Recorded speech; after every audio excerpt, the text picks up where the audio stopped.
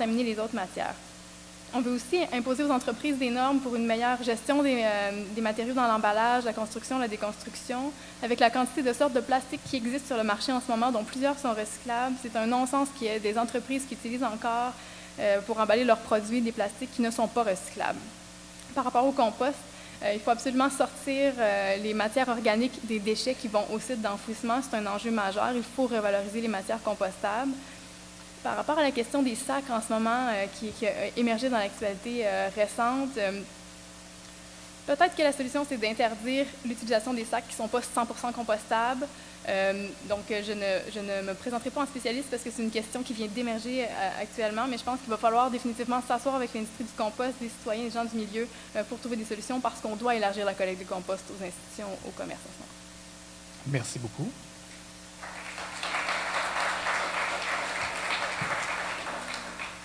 Monsieur Daudier est prêt. Alors, oui. La parole est à vous. On va y aller. Le nouveau plan vert pour le Québec, je suis tellement content de voir mes collègues reprendre allègrement, entre autres à la CAQ. Ça paraît que vous travaillez, en effet. Je ne suis pas sûr que vous travaillez avec, mais en tout cas que vous avez parlé avec Stéphanie Desmeules de Offers, qui dit à tout le monde, voler les idées du Parti vert, ça. C'est bon, ça marche, c'est son truc, je suis très content. Alors, quand on parle de matières résiduelles, pour répondre à votre question, oui, pour les sacs de papier, de mon point de vue, pour les matières organiques. Oui, pour les sacs biodégradables, je pense qu'on va arriver, parce qu'un des problèmes, c'est un problème technique dans la façon de gérer ces sacs-là, en début. Mais non, par exemple, aux sacs oxo-biodégradables, souvent on vous fait croire que c'est ça, si vous ne les connaissez pas, on vous dit, ils vont tous se défaire en petits morceaux. Ils se défont en petits morceaux, mais c'est des morceaux de plastique. Fait qu'à la fin, il y a tout un autre procédé pour enlever ces petits morceaux de plastique-là. Et quand on me parle de gestion des matières résiduelles, puis on en parle en Estrie, entre autres, et à Sherbrooke, là, je vais vous parler de Valoris, qui est sur mon territoire, le centre de tri, qui appartient pour la moitié à Sherbrooke. Alors, vos déchets, ils viennent chez nous. Okay? Et on a investi des millions pour créer un centre pourri où on n'est pas capable de recycler nos matières. Donc, oui, l'économie circulaire, il est temps qu'on s'y mette. On se demande même comment ça se fait qu'ils n'y ont pas pensé avant. Merci.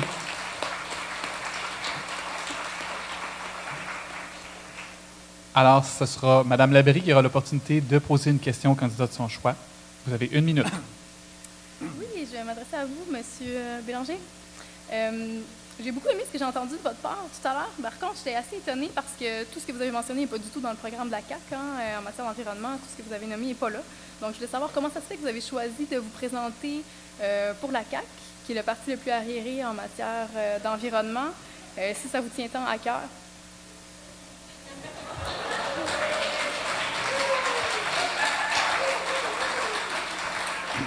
Monsieur Bélanger, vous avez 1 minute.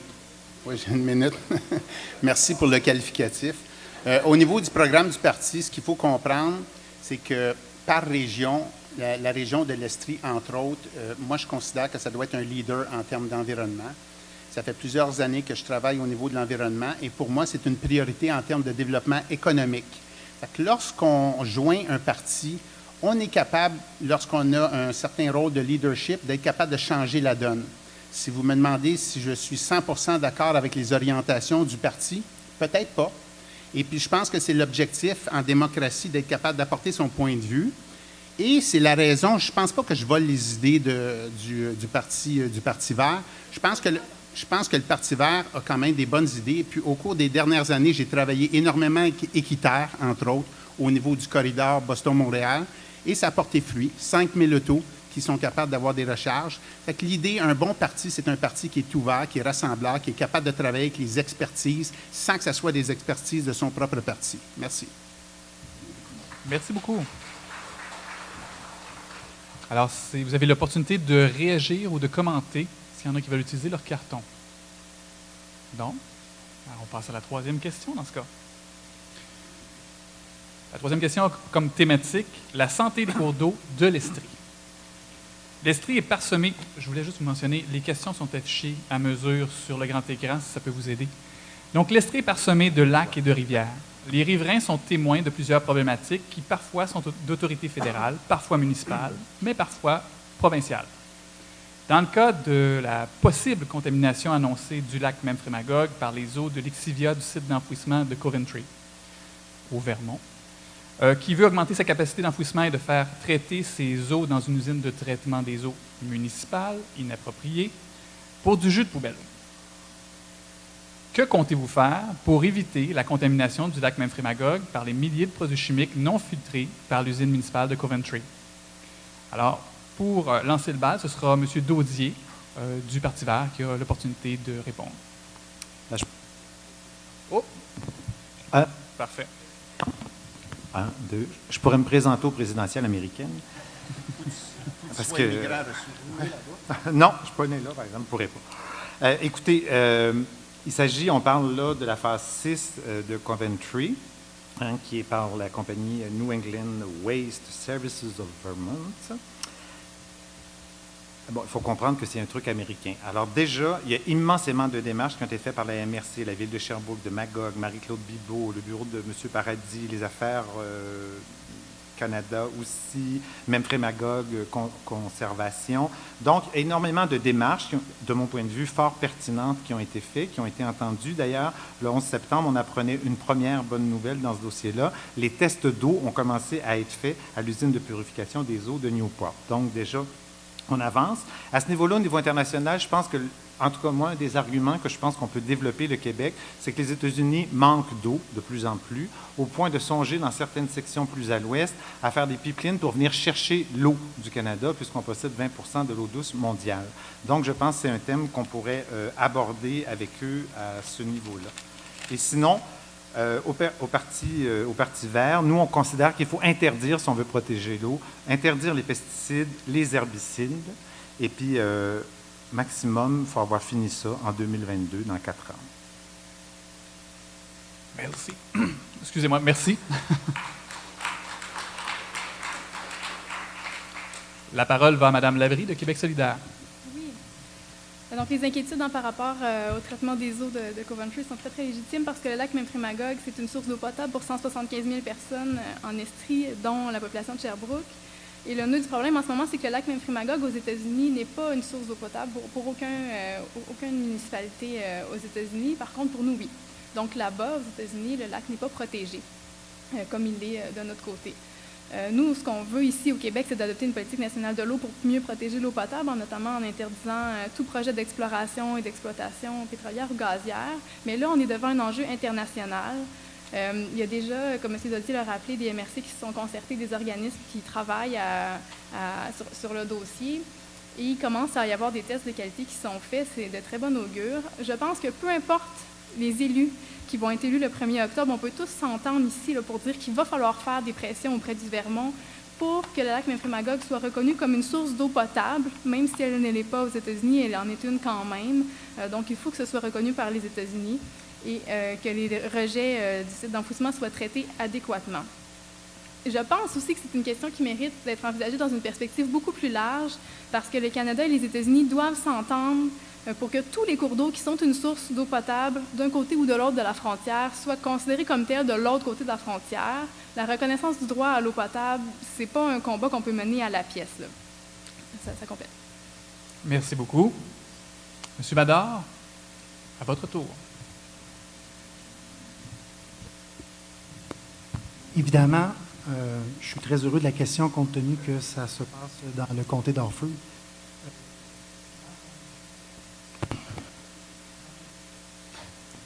Vous êtes malchanceux sur le micro? Donnez-moi du temps un petit peu. On s'ajuste. Alors, j'en ai fait une priorité d'action la première journée de la campagne électorale le 23 août. Le 11 septembre, je me suis rendu à Newport lorsqu'il y a eu une importante assemblée publique où, pour la première fois, les Américains se sont mobilisés. C'est pour la première fois qu'on voyait vraiment qu'ils voulaient faire quelque chose. On peut penser que le Memphremagog Conservation a fait un travail, très grand travail pour justement mobiliser ces gens. Écoutez, je ne répéterai pas toutes les choses qui ont été dites depuis tantôt. Ce qui est certain, c'est qu'il y a beaucoup de gens qui travaillent au dossier. C'est complexe. Il y a plusieurs gouvernements d'impliqués.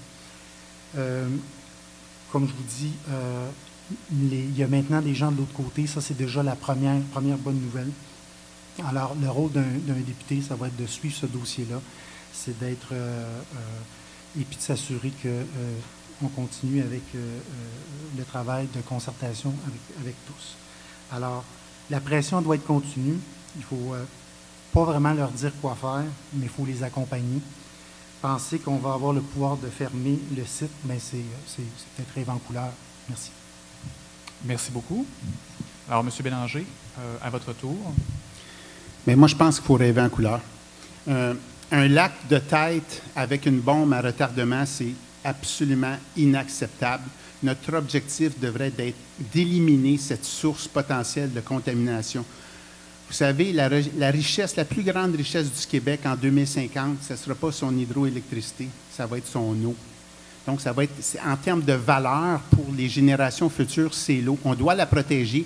Je suis d'accord avec mes collègues que le lac doit être reconnu comme source d'eau potable autant du côté canadien que du côté américain.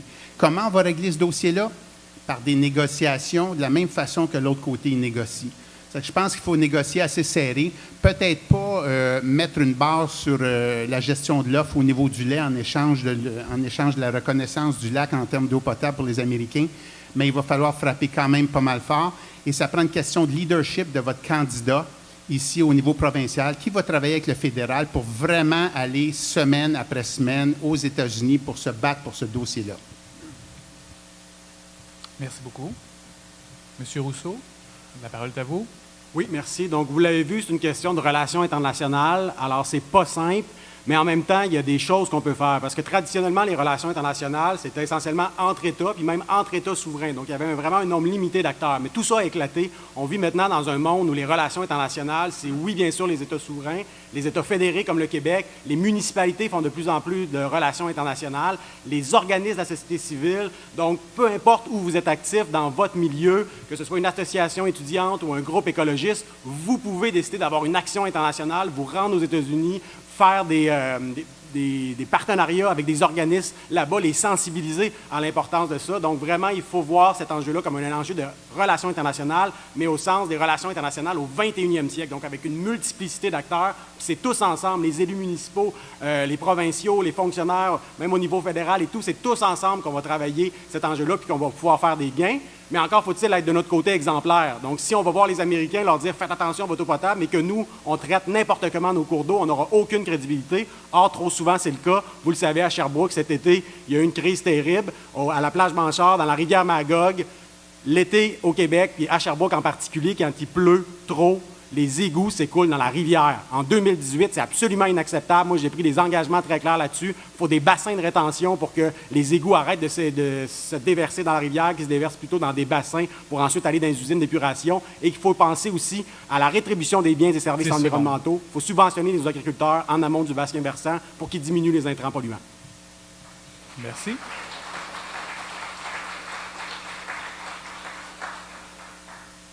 Alors, M. Madar, vous avez l'opportunité de poser une question au candidat de votre choix. Vous avez 1 minute. Je vais poser une question à M. Bélanger. M. Bélanger, j'aimerais ça que vous puissiez nous redire, sans rire, ce que vous avez dit au débat local le 17 septembre dernier à Magog, à savoir que vous allez fermer le site d'enfouissement de Coventry.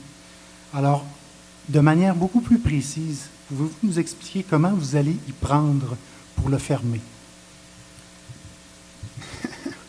Je pense que ça doit faire partie d'une vision. Et comment on réussit à fermer un site? C'est en monopolisant les ressources nécessaires avec un leadership fort du Canada et du Québec pour pouvoir débarquer sur le sol américain et revendiquer que c'est une source d'eau potable, c'est un lac de tête. Et on parle de 150 personnes qui s'approvisionnent. Savez-vous que cette source-là va jusqu'au fleuve Saint-Laurent? C'est que si on parle d'une contamination, ça s'en va jusqu'à Québec. Donc, c'est un dossier extrêmement important. C'est inacceptable d'avoir un lac de tête, un dépotoir sur un lac de tête.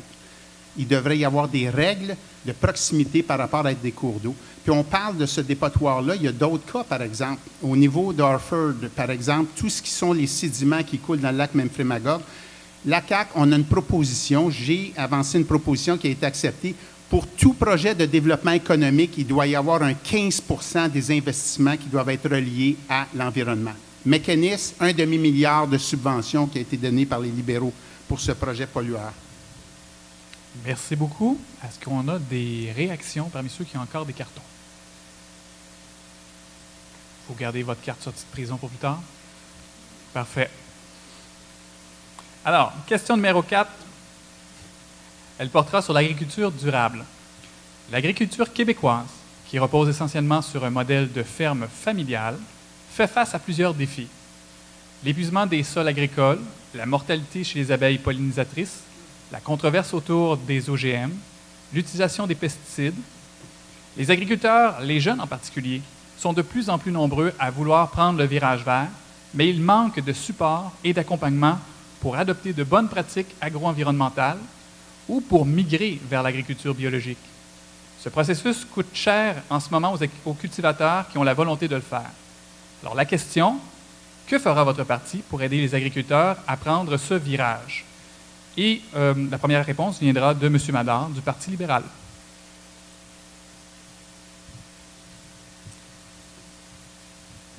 Merci. J'ai eu l'opportunité de rencontrer les gens de l'UPA jeudi passé pour discuter de plusieurs enjeux liés à l'agriculture. Et je vous dirais qu'il y a un des points qu'on a discuté, c'est de savoir que, évidemment, les agriculteurs, ils sont reconnus quand même au Canada comme étant des gens qui ont des pratiques quand même intéressantes. Ce qu'ils nous disent, c'est qu'on sait que dans le passé, maintenant, c'est-à-dire que les pratiques, les mentalités ont évolué. On a une nouvelle génération d'agriculteurs. On a des gens qui veulent bien faire. Moi, j'ai rencontré des gens, des agriculteurs de Barnston. M. McKinnon, il a 4 filles, dont 2 filles qui sont aux études présentement. Et évidemment, c'est pour apprendre le métier, mais aussi apprendre à bien le faire. Alors, ces gens-là, ils cherchent un accompagnement, ils cherchent de l'aide, ils souhaitent se conformer aux règles. Et ce que nous avons dit à ces gens-là lorsqu'on les a rencontrés, c'est qu'on va vous aider à vous former, on va vous accompagner, puis on va essayer de moins vous donner des pénalités, mais plutôt de vous aider à vous conformer, puis qu'on ait une meilleure agriculture possible. Merci. Merci. Alors, maintenant, la parole irait à M. Rousseau, du Parti québécois. Oui, un bon moyen de favoriser le virage vert de l'agriculture au Québec, c'est ce qu'on appelle la rétribution des biens et services environnementaux. Je vais vous raconter ce qui m'est arrivé comme conseiller d'une municipalité, comme conseiller juridique auprès d'une municipalité. J'ai donc une municipalité cliente qui est venue me voir et a dit « Mon lac d'eau potable est en train de devenir un marais, qu'est-ce que je fais? » Et ce que j'ai découvert, c'est qu'il existe, ça a été utilisé entre autres à New York, la possibilité pour une ville comme ça qui est confrontée à un problème d'approvisionnement en eau potable, plutôt que de construire une autre usine d'épuration des eaux, puis après ça va en prendre une autre, puis une autre, puis une autre, il y a cette possibilité pour une municipalité de dire, plutôt que de construire une autre usine d'épuration des eaux, je vais subventionner les agriculteurs, les propriétaires terriens, les producteurs forestiers en amont dans mon bassin versant. Et si je subventionne mes agriculteurs pour qu'ils cultivent plus loin du ruisseau, pour qu'ils se convertissent à l'agriculture bio, bien, si on fait ça, notre eau va être moins polluée et on n'aura peut-être pas besoin, et c'est ce qui est arrivé à New York. New York a économisé des milliards en évitant la construction de nouvelles usines d'épuration des eaux, en subventionnant les agriculteurs en amont du bassin versant. Donc ça, c'est quelque chose que je conseille aux municipalités. J'en ai parlé à l'UPA, ils sont super intéressés par ça également. Par contre, au niveau... j'ai pas vu le 30 secondes. Okay. 30 secondes. Merci. Correction. Par contre, ce que j'ai découvert dans mes travaux de chercheur et de conseiller juridique, c'est que l'habilitation juridique, donc la possibilité pour la municipalité de faire ça sur le plan juridique, n'est pas si claire. Parce que ça consiste pour une municipalité à subventionner à l'extérieur de son territoire. Parce que le bassin versant, il dépasse le territoire de la municipalité. Fait que c'est pas clair qu'une municipalité peut faire ça. Donc, ça prend une habilitation législative et ça prend des subventions du gouvernement. Et c'est ce que j'ai prévu au programme du Parti québécois. Merci beaucoup. Alors,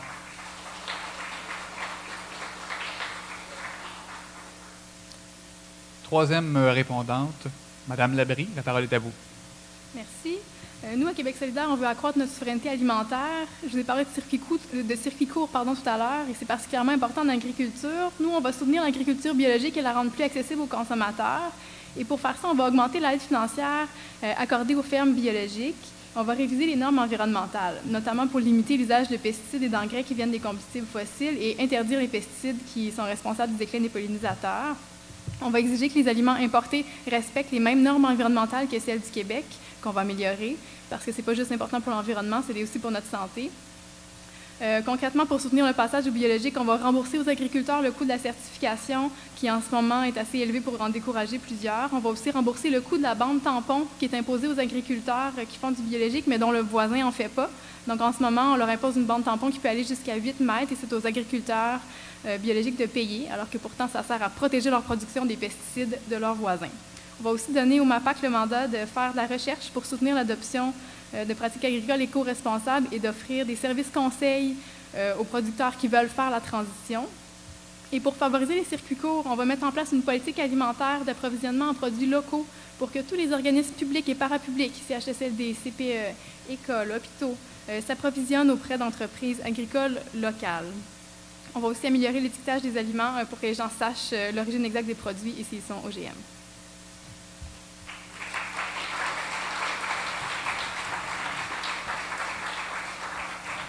Je pensais que j'étais pour devoir dire 10 secondes. Bien, parfait, vous êtes rentré dans le temps. Alors, la parole maintenant est à M. Daudier du Parti vert.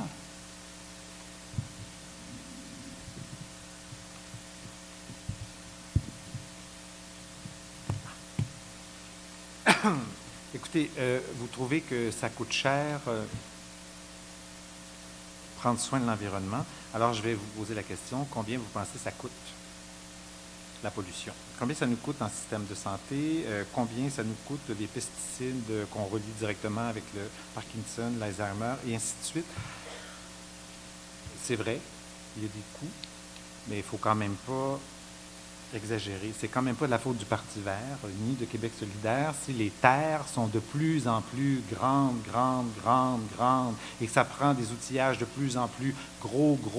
Le prix moyen d'un tracteur, c'est 278 000 $, ça peut monter jusqu'à 600 000. Ils sont tellement gros qu'ils écrasent de plus en plus les sols. Donc oui, on doit aller vers une agriculture bio, c'est pas une vue de l'esprit, on n'a pas le choix, il faut aller là, et la même chose en permaculture. Donc le Parti vert du Québec s'engage à investir 1 milliard de dollars pour soutenir l'agroalimentaire biologique, entre autres dans des programmes d'éducation et d'aide financière directement aux agriculteurs. On doit viser l'autonomie alimentaire puisque c'est entre 53 et 57 % du contenu québécois sur les 42,8 milliards là, de produits alimentaires qui sont vendus au Québec. Il y en a juste 53 ou 57 % qui sont québécois.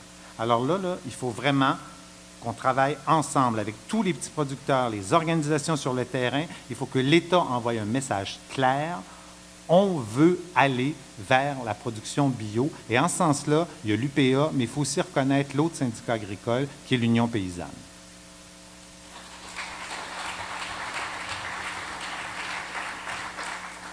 Vous aurez compris, M. Bélanger, que c'est à votre tour. Au Québec, on est chanceux. On a de l'hydroélectricité. On a une électricité qui est vraiment pas chère. Par contre, on a la malchance d'avoir des hivers.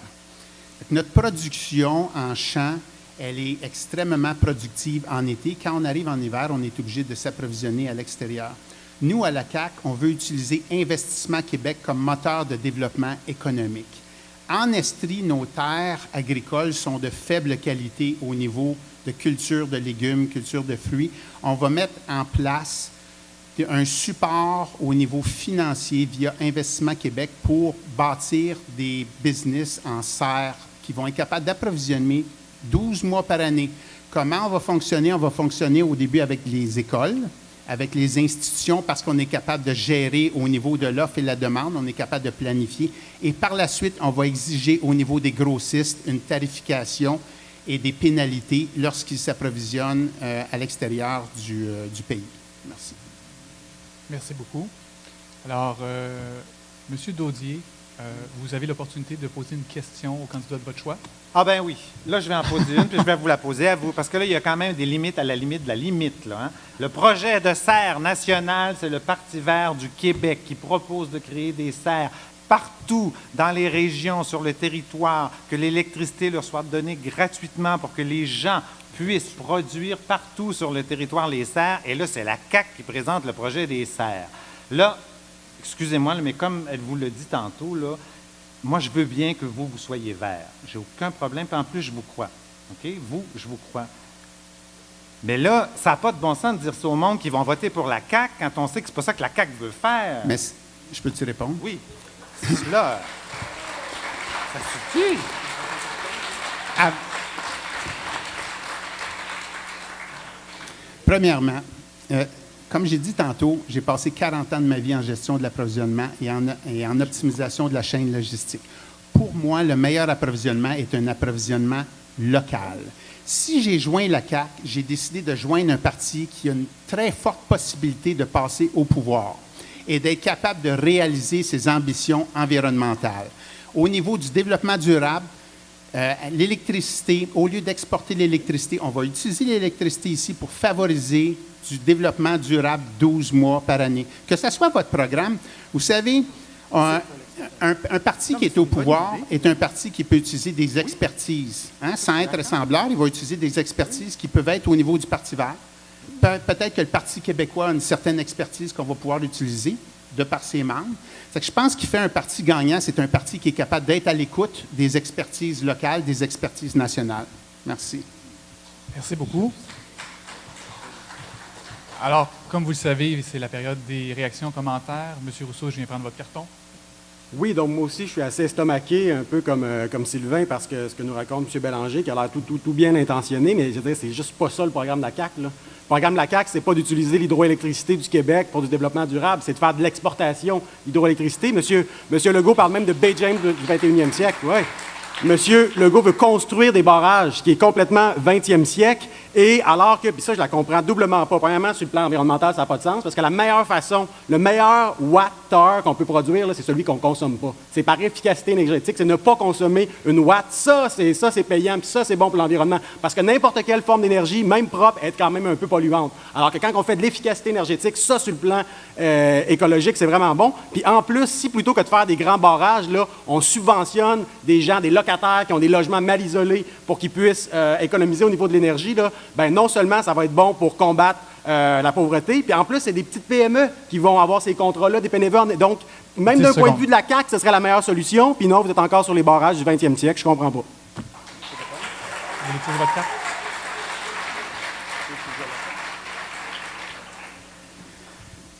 Je pense que vous parlez de refaire des barrages quand on a un surplus d'électricité qu'on essaie d'écouler. On essaie d'écouler ça sur le marché américain à des faibles taux. Moi, ce que je suggère, c'est que la tarification qu'on donne aux alumineries, qu'on soit capable de donner la même tarification pour les producteurs en serre.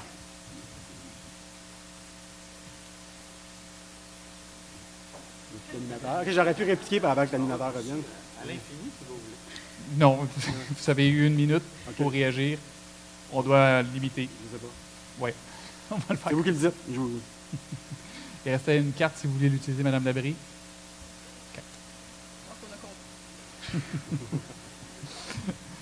Donc, 5e question. La thématique, c'est le bâtiment durable. Les connaissances en bâtiments éco-énergétiques à faible consommation d'énergie, en autoproduction d'énergie, en efficacité énergétique des appareils, en utilisation des matériaux à faible empreinte écologique, en récupération d'eau de pluie, en offre de bornes de recharge de véhicules électriques, et j'en passe, existent mais ne semblent pas encouragées outre mesure.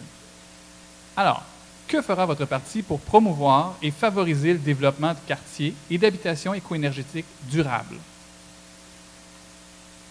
Madame Labrie, Québec solidaire, vous commencez à répondre. Avec plaisir. D'abord, pour un aménagement durable du territoire, pour des quartiers durables, il faut freiner l'étalement urbain et densifier la population. Ça, c'est clair. Il faut aussi que les villes aménagent des ceintures vertes pour préserver la biodiversité, améliorer la qualité de l'air et des sols et faciliter l'accès à la nature. Pour les bâtiments eux-mêmes, nous, on veut réformer le code du bâtiment pour favoriser le recours à des matériaux qui sont plus durables, comme le bois, par exemple, et également à des produits qui réduisent la consommation d'énergie, comme les fenêtres à triple vitrage, par exemple. En réformant le code du bâtiment, on va s'assurer que toutes les nouvelles constructions répondent à des normes plus strictes pour économiser l'énergie. Et avec un gouvernement solidaire, l'État montrerait aussi l'exemple, parce qu'on pense que l'État doit montrer l'exemple, en mettant en place un plan de transition pour améliorer l'efficacité énergétique dans tous les bâtiments publics. Et des 50 000 logements sociaux qu'on s'est engagé à construire, on va aussi tenir compte des meilleures pratiques environnementales dans la construction écologique. On veut que la construction de ces logements serve de pôle de développement pour les entreprises spécialisées en construction écologique. On va créer également un fonds réservé au secteur des institutions, des commerces et des industries pour financer des études de faisabilité et d'implantation de projets en efficacité énergétique, parce que c'est un secteur qui consomme beaucoup d'énergie. Par exemple, ça pourrait être le remplacement d'énergie fossile par des énergies à plus faible impact. En ce moment, on a à notre disposition toutes les technologies possibles pour faire des bâtiments passifs, des bâtiments qui consomment moins d'énergie qu'ils en produisent. Et je ne comprends pas qu'on ne soit pas encore en train d'utiliser ça de manière généralisée à l'échelle du Québec. Il y a déjà des quartiers, à Saint-Félicien, il y en a par exemple, des éco-quartiers où toutes les maisons produisent 70 % moins d'électricité qu'une maison traditionnelle. On est capable de le faire déjà. Merci.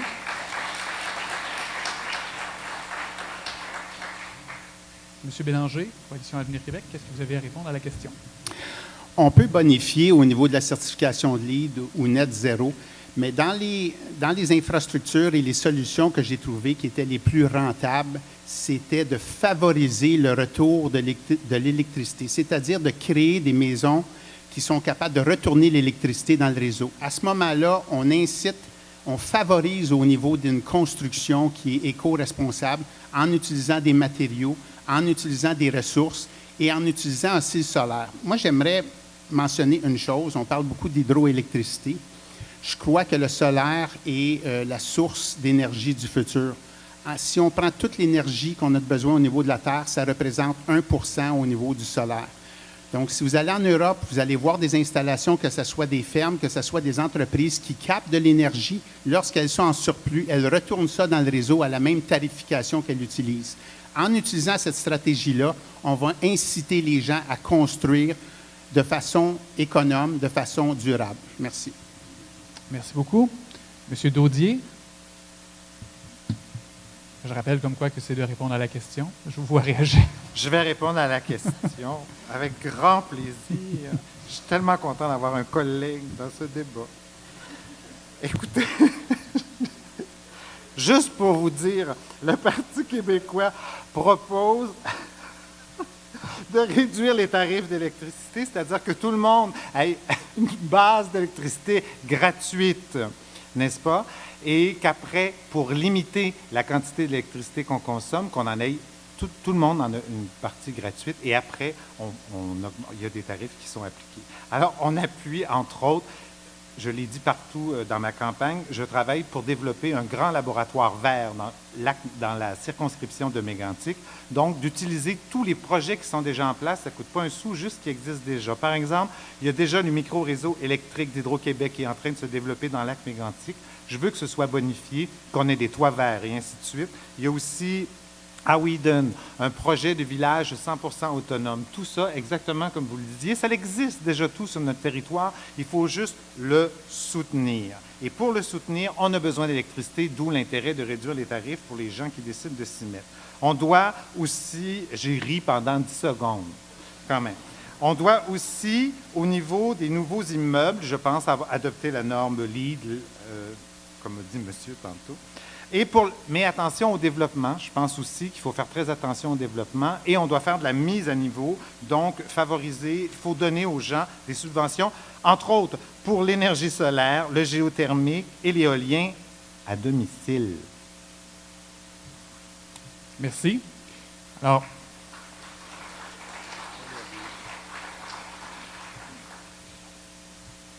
bon réflexe, M. Rousseau. La parole est à vous.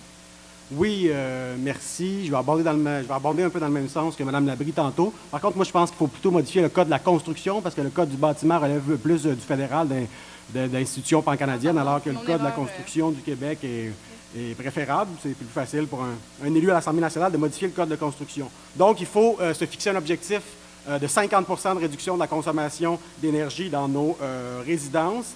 Il faut adopter, et c'est ce qu'on propose de faire, une cote. À chaque fois qu'on arrive dans un logement, on n'a pas à regarder c'était quoi la facture d'électricité de l'année passée de l'ancien locataire, est-ce qu'il faisait frais cet hiver-là. C'est très compliqué. Il faut qu'il y ait une cote, que ce soit obligatoire, que ce soit lettré, qu'on arrive, moi je suis dans un logement de telle cote, ça va me coûter plus cher, je ne vais pas emménager là. Fait que là, le propriétaire va être obligé ou fortement incité, en tout cas, à rénover, à mieux isoler sa maison, donc ça, c'est son logement. Donc ça, c'est une mesure vraiment super importante. Ensuite, ça, c'est pour les maisons, peut-être les résidences et les logements un petit peu plus âgés. Pour les nouvelles constructions, bien là, il faut être encore plus exigeant. Il faut un label d'hyper-performance pour que vraiment, on a des maisons qui consomment la moitié moins que la moyenne et qu'il y ait un label associé à ça pour que, comme acheteur, on soit tenté d'y aller. Il y a tout le programme Rénovert de crédit d'impôt qu'il faut, crédit d'impôt à la rénovation au niveau éco-responsable. Et ça, il faut ajouter 40 millions au niveau du programme Rénovert. Ça va vraiment nous permettre de passer à une autre vitesse en cette matière. Et il faut, de manière générale, beaucoup encourager l'utilisation d'écomatériaux, particulièrement le bois. C'est bon pour l'environnement, c'est bon pour notre économie, particulièrement en région, comme ici en Estrie. Merci beaucoup. Alors, M. Mador, Parti libéral, la parole est à vous. 1, 2, 1, 2. Alors, moi, j'étais courtier immobilier dans les 8 dernières années. Alors, j'ai eu la chance ou l'opportunité de voir plusieurs maisons et d'assister à des inspections en bâtiment et de voir qu'effectivement, on a beaucoup de travail à faire pour que nos habitations soient éco-énergétiques. Je pense que les freins, évidemment, c'est que tout ce qui est éco-énergétique, dans le passé, était beaucoup plus cher. Maintenant, on a une conscientisation, puis les gens ils sont prêts à adopter et acheter, payer un peu plus cher parce qu'on parle, que ce soit au niveau du lead, c'est sûr que ça demande des coûts supplémentaires. Qu'est-ce qui peut aider? C'est qu'effectivement, on a parlé un petit peu, mais des secteurs pour des mini-maisons, je pense que c'est quelque chose qu'on devrait adopter. Il y a des difficultés réglementaires. Il y a, au niveau des municipalités, il faut que les municipalités soient beaucoup plus ouvertes